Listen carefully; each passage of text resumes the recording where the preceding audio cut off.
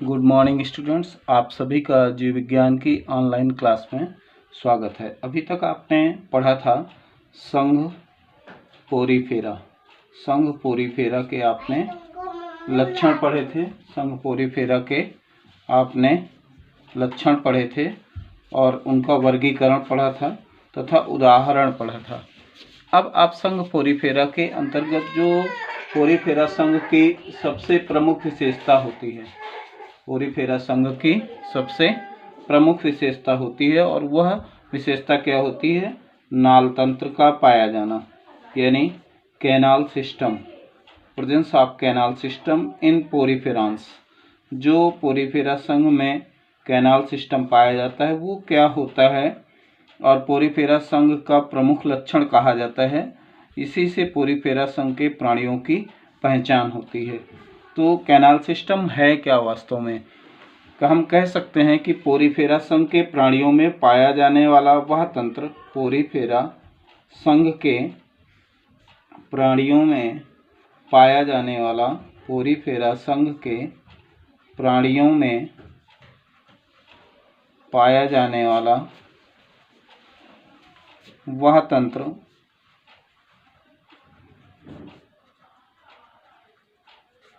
तंत्र जो पोरीफेरांस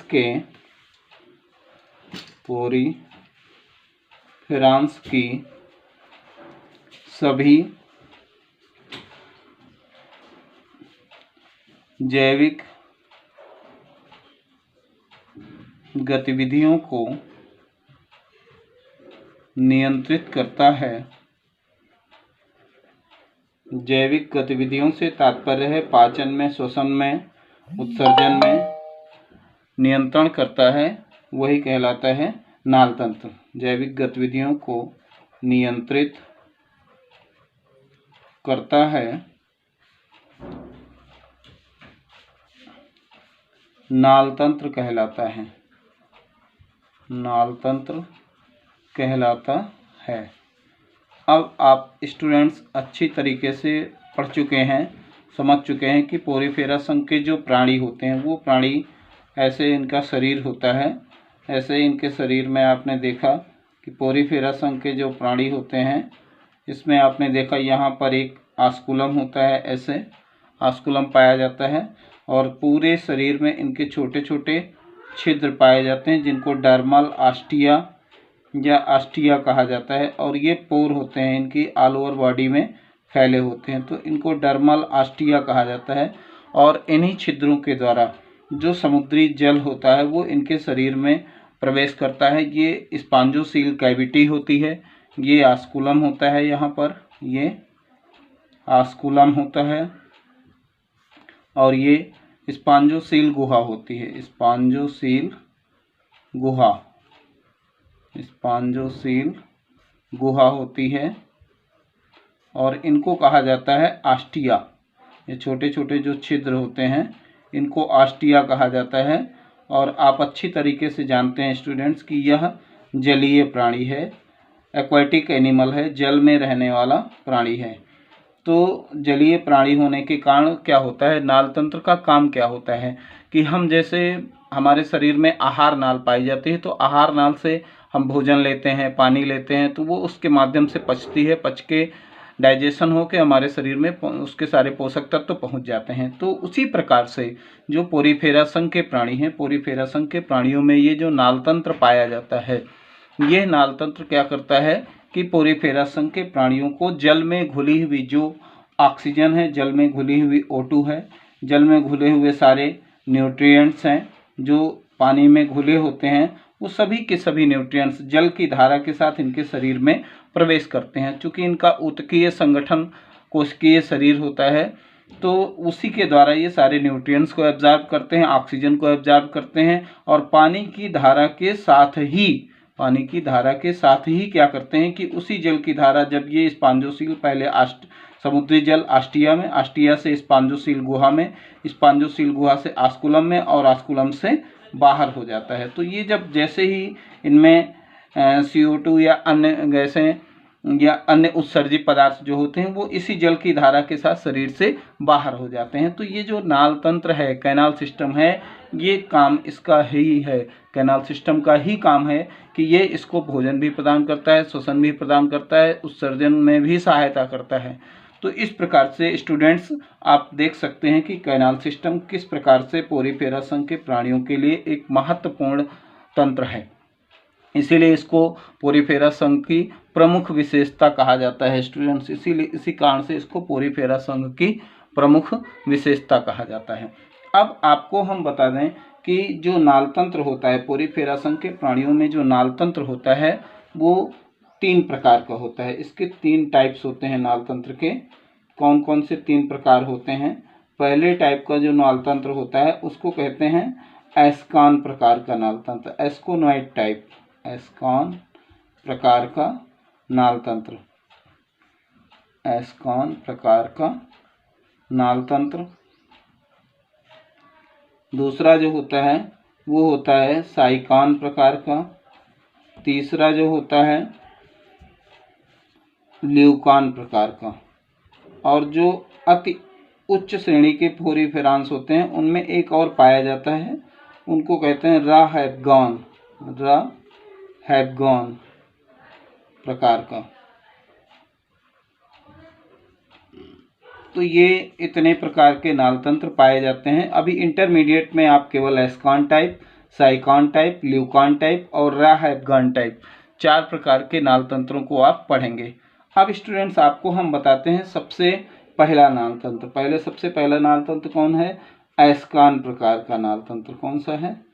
एस्कान प्रकार का नालतंत्र, एस्कान प्रकार का नालतंत्र, ascon type of canal system, ascon type of canal system,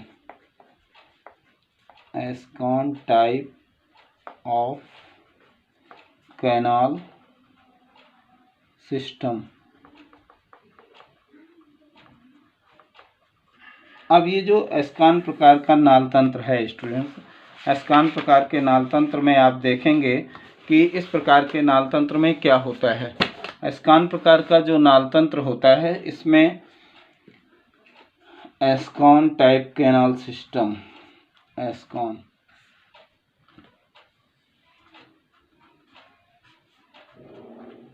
अब इसमें होता क्या है कि ये जो स्पंजों के शरीर में पाया जाने वाला सबसे सरल प्रकार का नालतंत्र होता है। एस्कान टाइप ऑफ कैनाल सिस्टम जो होता है ये स्पंजों के शरीर में पाया जाने वाला सबसे सरल प्रकार का नालतंत्र होता है। कैसे होता है स्टूडेंट्स, ये हम आपको अभी एक चित्र के माध्यम से समझा रहे हैं, आप समझ जाएंगे आसानी से।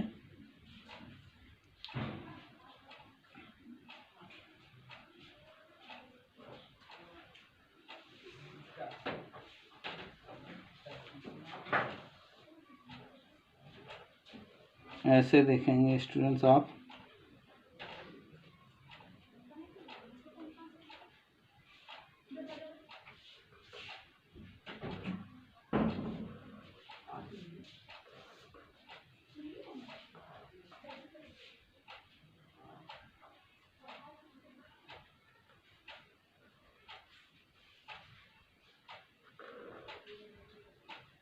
ऐसे आप देखेंगे कि ये जो यहाँ पर है ये है आस्कुलम, ये है आस्कुलम, ये बीच में है स्पॉन्जोसील गुहा। ये पूरी की पूरी जो संरचना है ये है स्पॉन्जोसील गुहा, स्पॉन्जोसील कैविटी भी कहा जाता है इसको, स्पॉन्जोसील गुहा।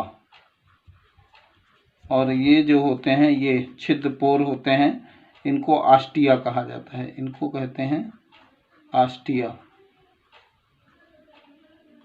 आस्टिया कहते हैं। अब क्या होता है कि जो समुद्री जल होता है ये आस्टिया के माध्यम से, ये समुद्री जल होता है, समुद्री जल इन्हीं आस्टिया के माध्यम से इंटर करता है। जो सी वाटर होता है, सी वाटर क्या होता है कि इन्हीं आस्टिया के माध्यम से इसके शरीर में इंटर करता है, आस्टिया से स्पॉन्जोसील में पहुंचता है और स्पॉन्जोसील कैविटी से आस्कुलम में पहुंचता है और आस्कुलम से शरीर से बाहर हो जाता है स्टूडेंट्स। तो इसीलिए इसको सबसे सरल प्रकार का नाल तंत्र कहा जाता है। और ये इस प्रकार का जो नाल तंत्र होता है, सबसे पहली चीज़ क्या होती है कि ये जो नाल तंत्र होता है सबसे सरल प्रकार का नाल तंत्र होता है। सबसे सरल प्रकार का नाल तंत्र होता है, नाल तंत्र होता है। इसमें जल का परिवहन, इसमें जल का परिवहन निम्नलिखित मार्ग से होता है, निम्नलिखित मार्ग से होता है। कैसे होता है, इसमें जल के परिवहन का जो रूट होता है कैसे होता है स्टूडेंट्स, आपको समझना है यहाँ पर। ये बहुत इंपॉर्टेंट चीज़ है और ये हर एग्ज़ाम में पूछा जाता है। बोर्ड एग्ज़ाम में बहुत पूछा जाता है, नीट एग्ज़ाम में पूछा जाता है, ऑल मेडिकल एंट्रेंस एग्ज़ाम जितने भी हैं मेडिकल के एग्ज़ाम जो हैं सब में ये पूछा जाता है। तो इसमें आपको ध्यान देना है कि सबसे पहले जो सी वाटर होगा, समुद्री जल होगा, वो समुद्री जल कहाँ प्रवेश करता है? समुद्री जल सबसे पहले प्रवेश करता है स्पॉन्जोसील गुहा में। कहाँ प्रवेश करता है? स्पॉन्जोसील गुहा में, स्पॉन्जोसील गुहा में प्रवेश करता है। तो आपके मन में एक सवाल आ रहा होगा, स्पॉन्जोसील गुहा में कैसे प्रवेश करता है? तो यहाँ पर हमने बताया कि इसके छिद्र होते हैं, आस्टिया पाए जाते हैं, छोटे छोटे पोर होते हैं पूरे शरीर में, तो इनको आस्टिया कहते हैं। इन्हीं आस्टिया के द्वारा स्पॉन्जोसील गुहा में पहुँचता है और स्पॉन्जोसील गुहा से जो है ये सीधे जो है जल बाहर हो जाता है। बाहर किसके द्वारा होता है स्टूडेंट्स? यहाँ पर एक ये संरचना पाई जाती है, इसको कहते हैं आस्कुलम। क्या कहते हैं? आस्कुलम। आस्कुलम से होकर के जल सीधे बाहर निकल जाता है। तो इस प्रकार से इसमें जल का परिवहन होता है। सबसे पहले समुद्री जल आस्टिया में पहुंचता है, आस्टिया से स्पॉन्जोसील गुहा में, स्पॉन्जोसील गुहा से आस्कुलम में और आस्कुलम से बाहर हो जाता है। तो इस प्रकार से स्टूडेंट्स इसमें जल का परिवहन होता है और स्पंजों के शरीर में पाया जाने वाला सबसे सरल प्रकार का नाल तंत्र है। और ये पाया जाता है जैसे एक प्राणी होता है ल्यूकोसोलेनिया, जैसे ल्यूकोसोलेनिया। अब स्टूडेंट्स आपने पढ़ा कि ये सबसे सरल प्रकार का नाल तंत्र है और पोरिफेरा संघ के प्राणियों में नाल तंत्र का पाया जाना प्रमुख विशेषता है।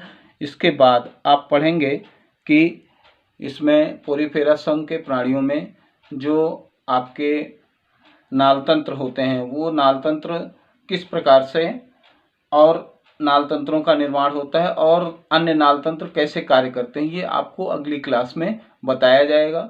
आप नए वीडियो पाने के लिए, नई क्लास पढ़ने के लिए हमारे चैनल NK वाजपेयी को सब्सक्राइब करें, जिससे कि नया वीडियो आप तक तुरंत पहुंच जाएगा।